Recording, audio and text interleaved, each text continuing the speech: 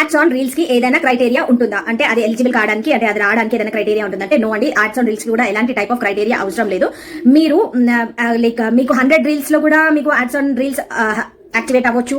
లేదు అని అంటే మీకు తక్కువ ఫాలోవర్స్ లో కూడా యాడ్స్ ఆన్ రీల్స్ అన్నది వచ్చేస్తుంది. సో దాంట్లో ప్రాబ్లం పడాల్సింది ఏం లేదు. బట్ ఇక్కడ మెయిన్ కావాల్సింది రీచ్ అండ్ ఎంగేజ్మెంట్ బాగుంది అంటే యాడ్స్ ఆన్ రీల్స్ చాలా తొందరగానే వస్తుంది. కానీ చాలా మంది అంటున్నారు మేము 500-600 రీల్స్ వేసాము కానీ అయినా కూడా రీచ్ లేదు అని అంటే మీరు ఒకసారి మీ కంటెంట్ ని చెక్ చేసుకోండి. లైక్ అన్ఒరిజినల్ కంటెంట్ ఏమైనా ఉందా అని. ఒరిజినల్ కంటెంట్ వాళ్ళకి ఈ మధ్య ఫేస్బుక్ అయితే చాలా స్ట్రిక్ట్ అయిపోయింది. కొన్ని రూల్స్ పాటిస్తేనే వాళ్ళకే ఎనేబుల్ చేస్తుంది అనమాట.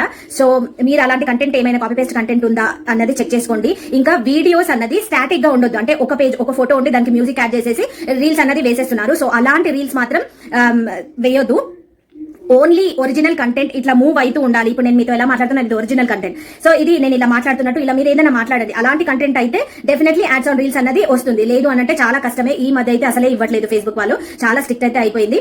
సో దీనికి కూడా ఏం అంటే క్రైటీరియా అన్నది ఏం లేదు. ఓకే, ఒరిజినల్ కంటెంట్ వేయాలి, వేసుకుంటూనే వెళ్ళాలి, అది ఆటోమేటిక్ వచ్చేస్తుంది, మీకే ఎనేబుల్ అయిపోతుంది. కానీ దీనికి పేషెన్స్ అన్నది అవసరం. ఎందుకంటే అది ఇన్వైట్ ఓన్లీ ఉంది కాబట్టి.